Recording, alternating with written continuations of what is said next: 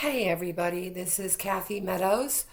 Excuse me, and I am here to talk about gang stalking with you and basically to try to help you to deflect any of the harassment and abuse that you're going through.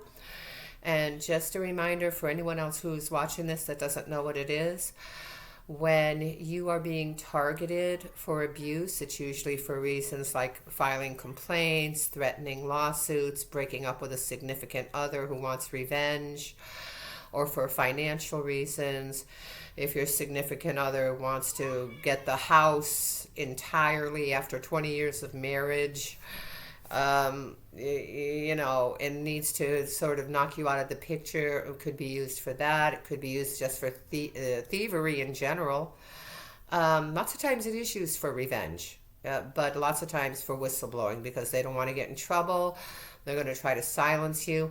And I'm not even talking about big whistleblowing, not like FBI, CIA whistleblowing. I've talked to people who've called the cops on their neighbors and started getting gang stalked from that. Just calling the cops on their neighbors because they kept telling the neighbor not to let the dog poop in the yard, and he kept doing it. And I think I went over this in a previous video, but it could be any little reason. It's almost like a show of power, sometimes than for any real reason. So the harassment includes multiple cars harassing you and stalking you at the same time, staging accidents, destroying your reputation, illegal entry into your home, vandalization of personal property. Vandalization even extends to your automobile.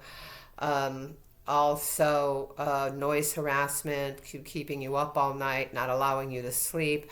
And then we can get into the weapons, which is biological and chemical attacks, where they blow bad air into your home, wherever you are located in the home. They can pick it out by which corner you're in. So you can be in a room full of people, but only you're the only one smelling it, as long as there's somebody there that knows exactly where you are. As for knowing exactly where you're standing in a room, the easiest things is what you go with. They got cameras on you, or somebody's in the party with you that is getting back to them with their cell phone or something, telling them where you are, giving them step-by-step instructions. Hacking of cell phones and computers, and remote weapons like electromagnetic weapons, invisible weapons that sting the body, cause a lot of pain and discomfort, and also V2K weapons, microwave weapons as well. So there are some things you can do to deflect some of this. And so let's just start at the beginning. In the very beginning of the harassment, you're going to want to tell somebody. That's just the way it is. You'll probably call the police, get no help, probably call the FBI, get no help, and you will probably share this with your family, with loved ones.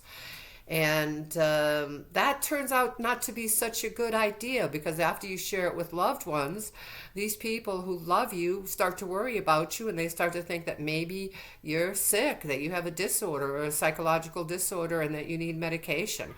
And most of the time they mean well. They mean well. They want you to get better. They want you to feel good. They don't want you to be all distraught like this. And so they do mean well. But what ends up happening is you will talk about it more and more and more, trying to convince your relatives, no, I'm not crazy. This is what's happening. Look, they did this. Look at them over there watching me. Look at this. Look at that. And the more you try to convince somebody the targeting is happening, the more they're not going to believe you. The more crazier you sound, actually. I mean, to anybody. I mean, you'd sound crazy to yourself if you heard somebody else saying the things you're saying, right? Before you knew this was happening. For the most part, there are some people who said they would believe anything anyone told them as long as they loved them. They'd believe anything. But I think for the most part, most of the people, my clients that I talk to who are all targeted individuals, they'll tell me that, hey, if it was the opposite and they were telling me all this stuff and I never heard about it, I wouldn't believe them either. That's usually, how it is. So eradicate that altogether. You can call the cops just for make a record. You can call the FBI just to make a record of it. Keep it short and to the point. You don't have to tell them every single incident that would add up to 1,000 pages. So you want to make it like 1 or 2 pages when you write it. Just tell them what's happening. You're not going to get any help, probably, okay? But try not to get family involved. And if you reach a point where your because you kept trying to convince them, and you kind of drove them a little crazy, and they just said, we don't want to hang out with you anymore, then you can take it all back and you can fix the situation and you can get back where you were. But you're going to have to eat it. Okay. I know one guy, he was homeless because he kept telling his girlfriend about it and he kept trying to convince her, and she said, you know what, you're crazy, I don't want you here. And he called me up and I said, you're going to have to backtrack. You're going to have to tell her, you're right, I'm wrong. I talked to a psychologist. I'm feeling better now. Are you still getting harassed by these ghosts you're talking about? And he told her, no, I'm not getting harassed by him at all.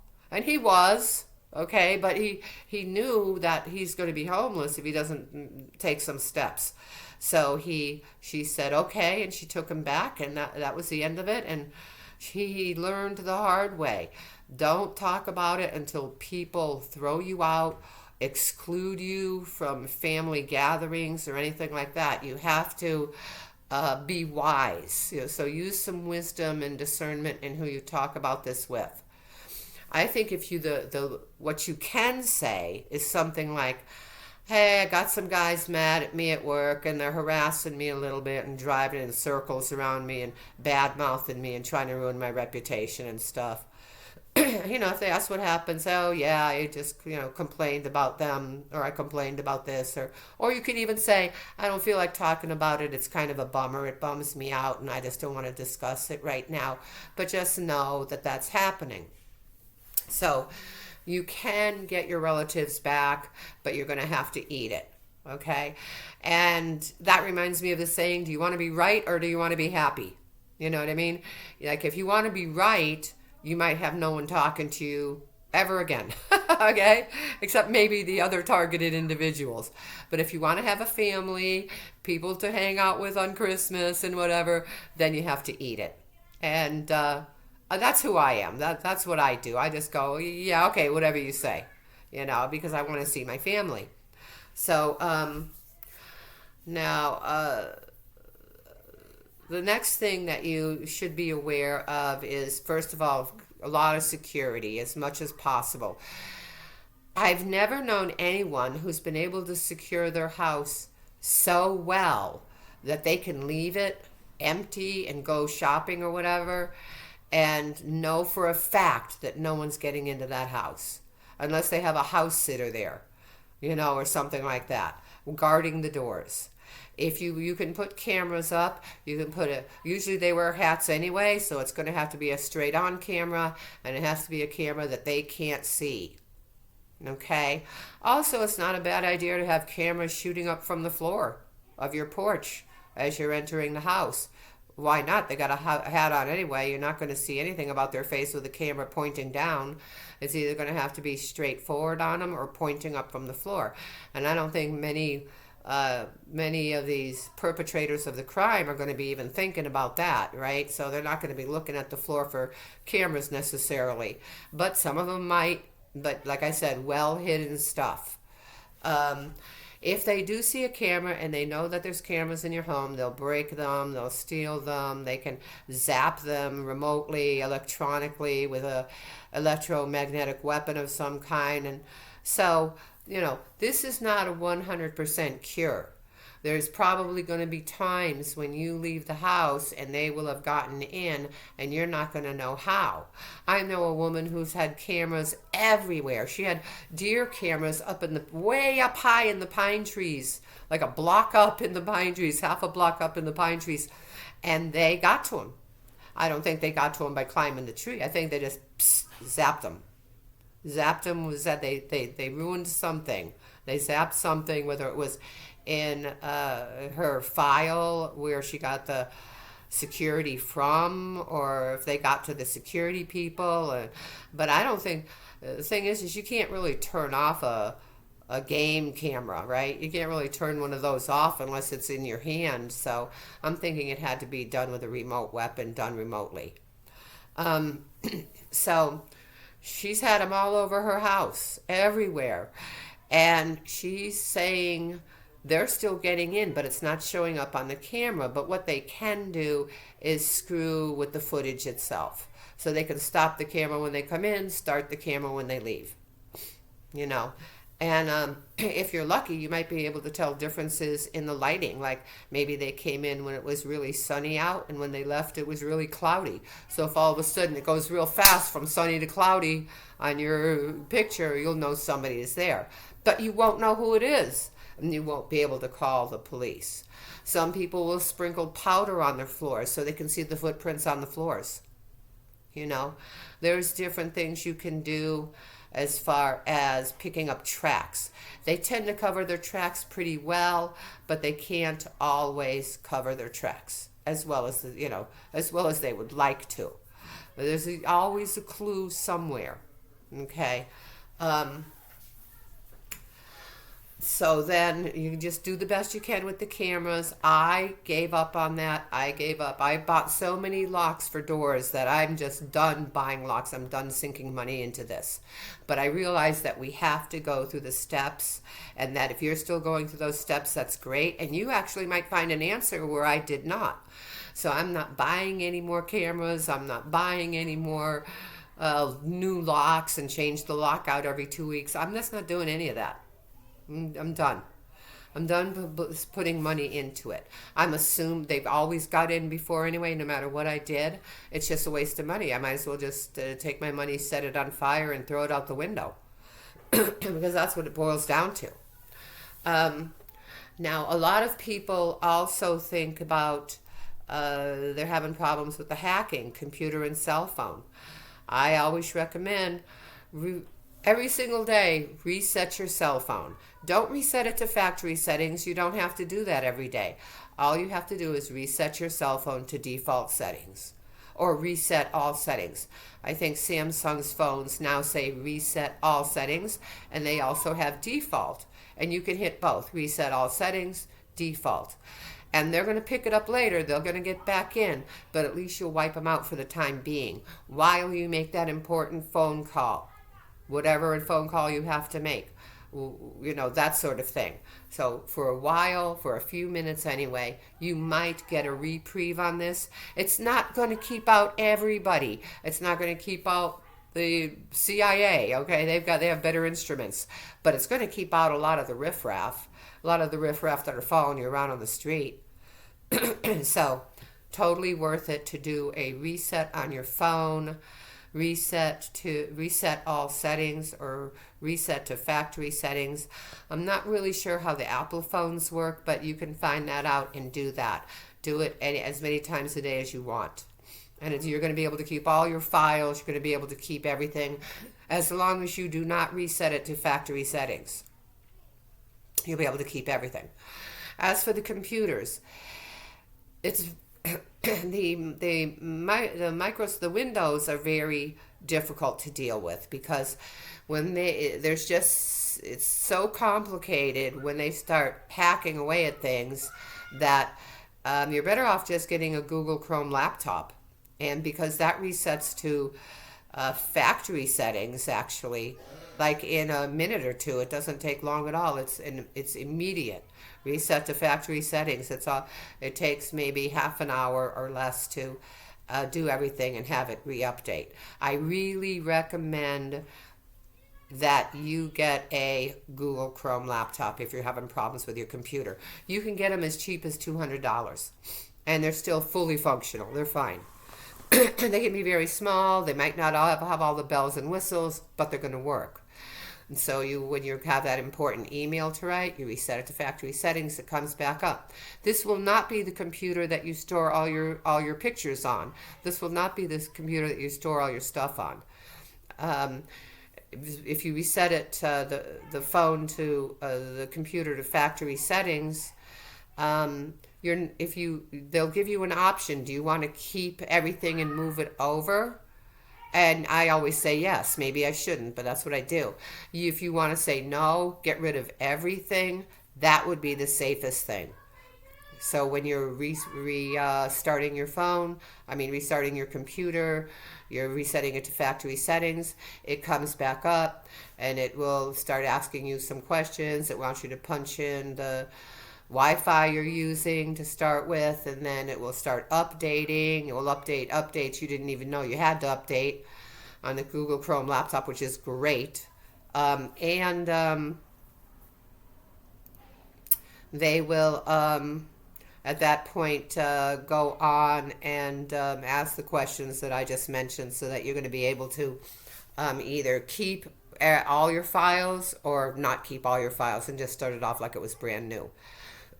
All of it, you should have a set. Keep that Windows computer, because that's the one you can store your pictures on and whatever. But what if they get into it and start messing with your pictures, So you should always be sending your pictures and photographs or any important documents to different places, to your email addresses, to other people's email address. Tell them, make a file and keep my stuff for me.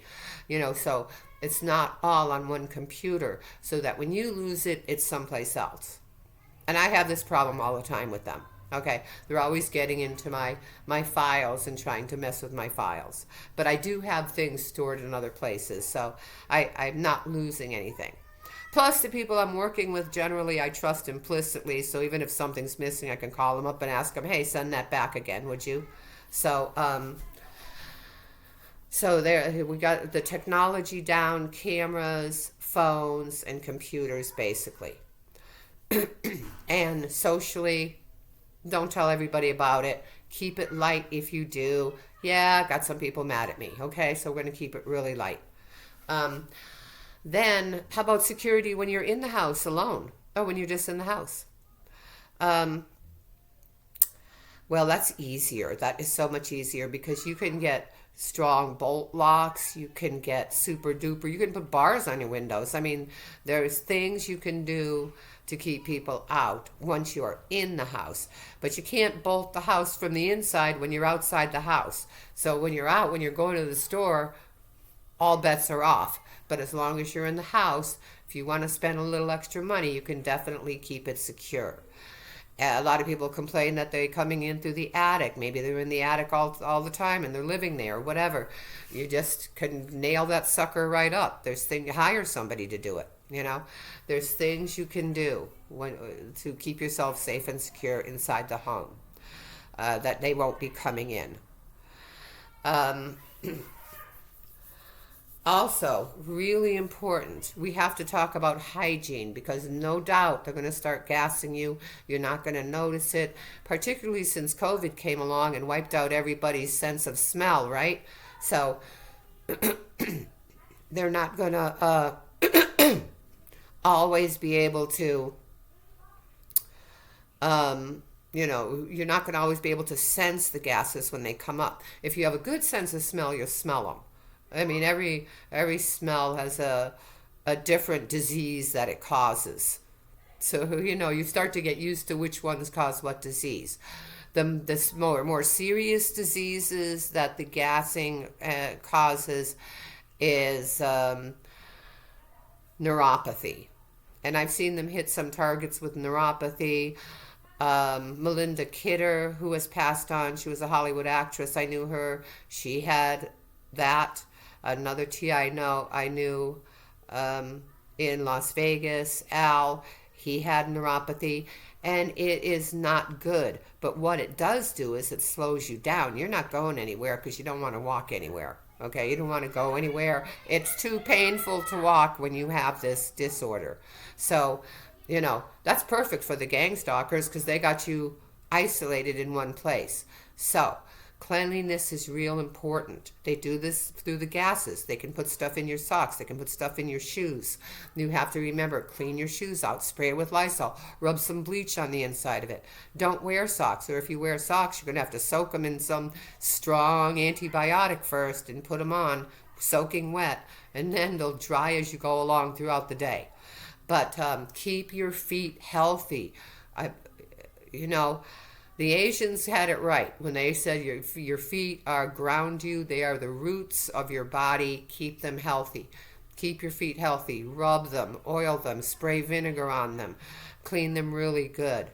Take care of them, massage them, because that is where you're starting with. Because I'm telling you right now, for an absolute fact, these criminals are going to go after your feet. There's no doubt about it, one way or the other, as much as possible. Most people will get this, not everyone.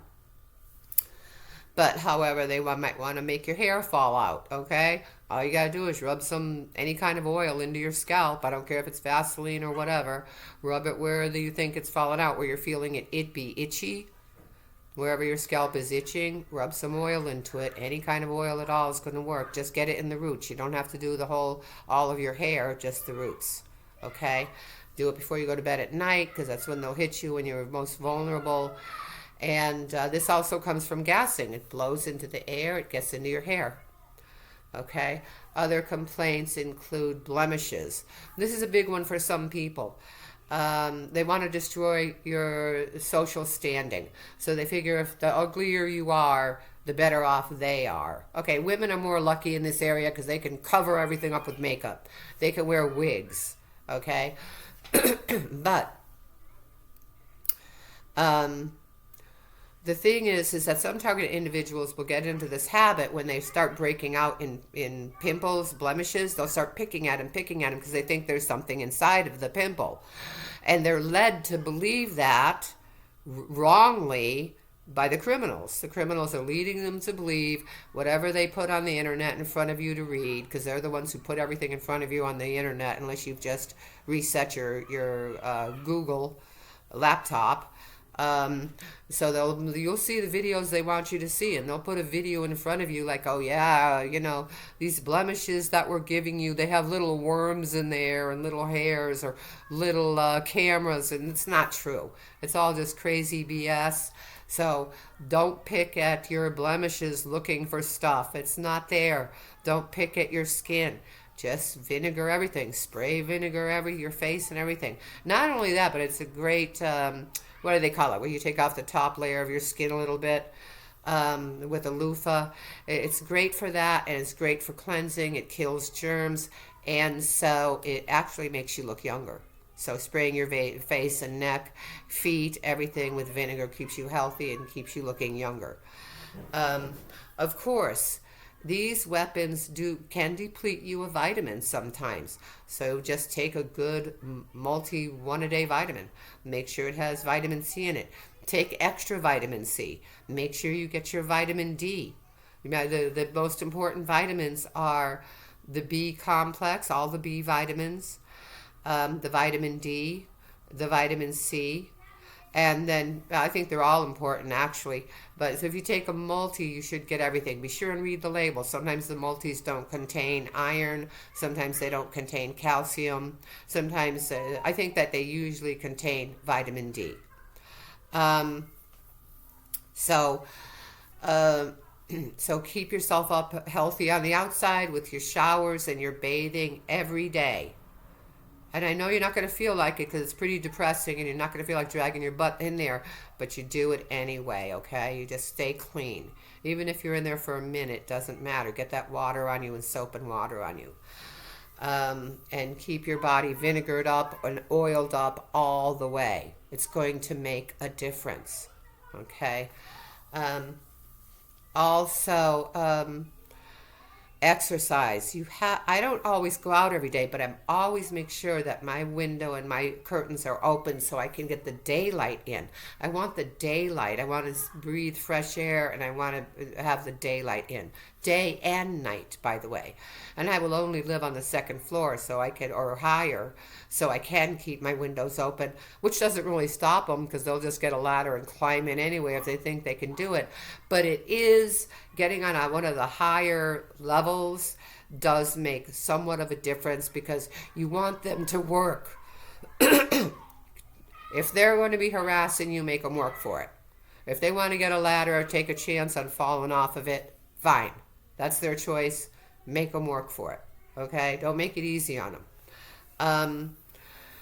So, so keeping your home secure, we live on the second floor or higher. If you own a house, owning a house is a little harder for as far as I'm concerned.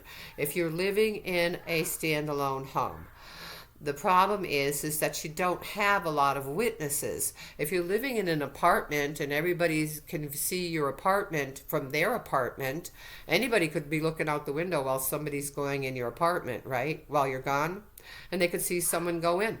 And normally, when somebody goes in your apartment, they're dressed like servicemen, like, oh, I'm the cable man. They go down to the uniform store, pick up some uniforms. I'm the cable man. You know, I'm here to fix the electricity. I'm the maintenance man. So, the fact of the matter is that if you live in an apartment, your landlord has to inform you that you have 24 hours and they're going to be letting somebody into your apartment. If you don't get a letter informing you that they're letting somebody like that, a service person, into the apartment, and a neighbor tells you, hey, I saw the cable guy at your place. I guess you're getting cable, huh? You can say no and then go talk to the landlord. So when you're in an apartment, second floor or higher, it can be easier for that reason. They're not going to be able to turn everybody against you. Statistically, 2/3 of people are either evil or sheep and will do anything the evil people tell them to do. And 1/3 of people are good. That's still a lot of people, right? 1/3.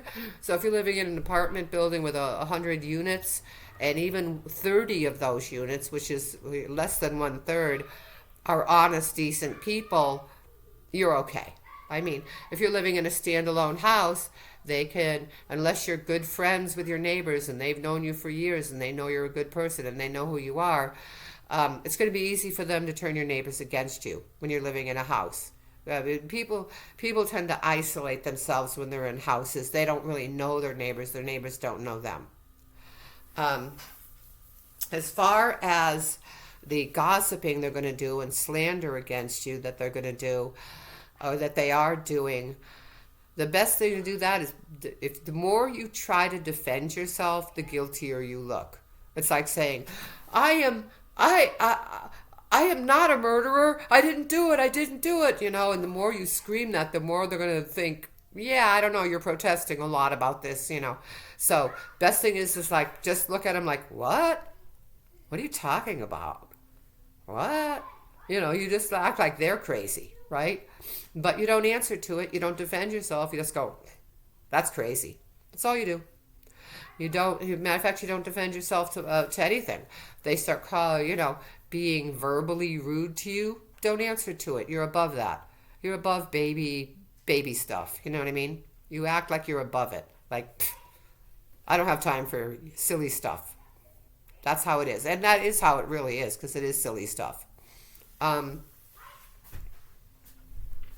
If you're at work and this is happening and you feel like they're trying to push you out of work, that they're trying to move you out, don't quit. No, you make them work for it. You just stay there, you know, and be yourself, and you just be nice to everybody and just be your normal self, and then they'll have no reason to fire you. Not really. They can't fire you for no reason. I mean, in some states they can. I think in the state of California, they don't need a reason to fire you.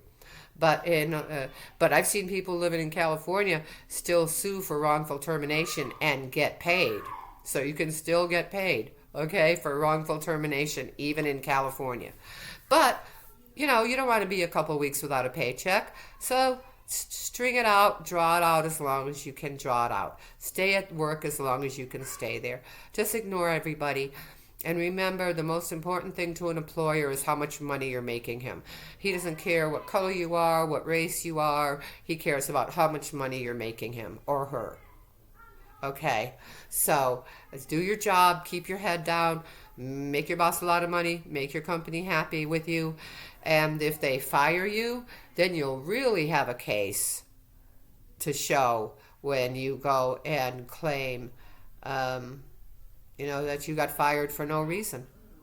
For no good reason, because there's all these records showing how hard you've worked, and maybe you just got employee of the month or something, as well, which I've heard a lot of that with my clients. because I've been working with targeted individuals now for 20 years. 20 years this year, as a matter of fact. And, I have written a couple of books on the subject that you can buy at Amazon. Um, So if you want to look, Kathy Meadows is my name, Kathy with a C, Meadows. If you want to go ahead and look up my books and buy them, I'd be grateful. That would be great. Also, don't forget to like and subscribe to this, because we got to get the word out more and more as well. And it's also going to be helpful for me to try, while I'm on the phone with you, I'm not taking calls, which is how I make my living. While I'm on the phone with you. While I'm on the computer with you, I'm not taking calls, which is how I make my living. I work over the phone with targeted individuals and have been doing it for 20 years.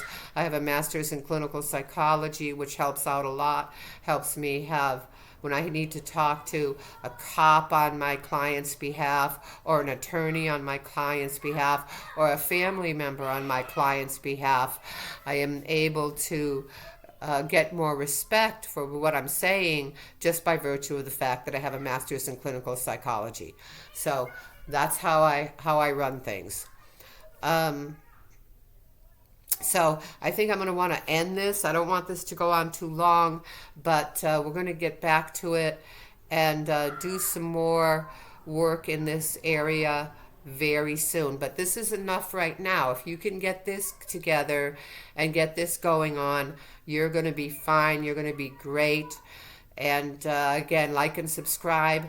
And I'm looking forward to doing this again really soon. I'm really wanting to work to help and get rid of this whole program as much as possible. And until that happens, I'm here to help you make sure that you are still financially viable, that you are not homeless, that you are still socializing with friends and family, and that you are healthy. Okay, so thank you again, and appreciate you all. Love you all. Talk soon.